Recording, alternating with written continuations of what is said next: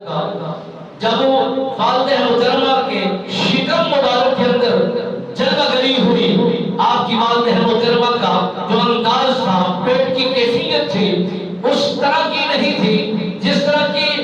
اور عورتوں کی ہوا کرتی ہے۔ پیٹ باہر کو آتا ہے اور یہ عورتیں سمجھ جاتی ہیں یہ عورت حاملہ ہے، بچہ دینے کو تیار ہے، وقت بالکل قریب ہے۔ رب بے نیاز نے اپنی قدرت کے نظارے بھی اس انداز میں بنا دیے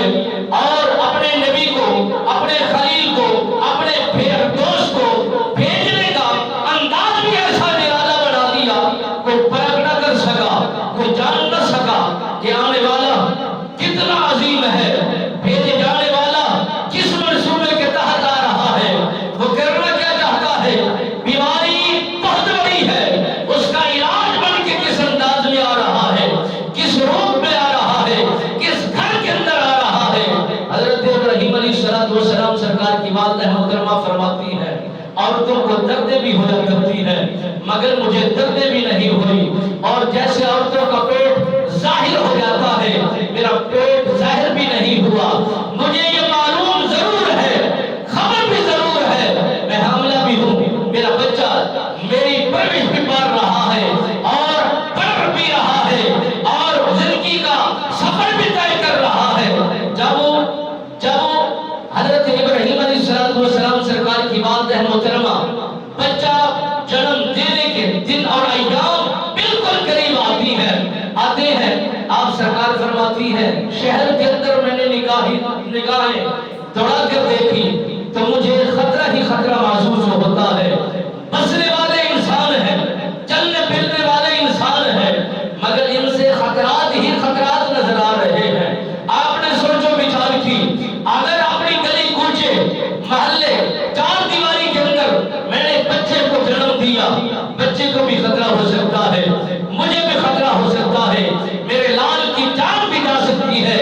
مجھے کڑی سے کڑی سزا بھی ہو سکتی ہے، کوئی نہ کوئی پاسر نقصان بھی ہو سکتا ہے۔ حضرت ابراہیم علیہ السلام سرکار کی والدہ محترمہ فرماتی ہے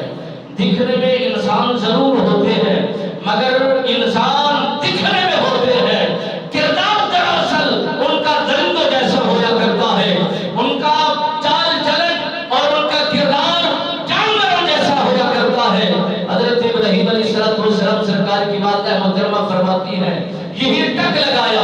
یہی فیصلہ کیا اپنے بچے کو چار دیواری کے اندر، در دیوار کے اندر، اپنے کمرے کے اندر میں نے اسے جنم نہیں دینا، میں ایسا سفر کرتی ہوں جو سفر بھی عظیم ہو، کبھی کسی نے کوئی ایسا سفر ہی نہ کیا ہو۔ حضرت ابراہیم علیہ السلام سرکار فرماتی ہے جہاں پر درندوں کا بسیرا ہے، جہاں پر جانوروں کا بسیرا ہے، جہاں پر خطرات ہی خطرات ہیں، حضرت ابراہیم علیہ السلام سرکار کی والدہ محترمہ فرماتی ہے میرے دل کے مفتی نے یہ فیصلہ کیا اے ابراہیم کی والدہ جہاں پر رہ رہی ہو یہاں آپ کو خطرہ ہے، جہاں پر درندے پرندے جہاں جانور رہتے ہیں وہاں پر تجھے سکون بھی مل سکتا ہے، وہاں پر راحت و سکون بھی حاصل ہو سکتا ہے اور تجھے بھی راحت مل سکتی ہے، تجھے بھی تیرے بچے جنم دینے میں آسانی ہو سکتی ہے۔ حضرت ابراہیم علیہ السلام سرکار کی والدہ محترمہ فرماتی ہے جنگلات کا رخ کیا، سفر کرتی کرتی ایک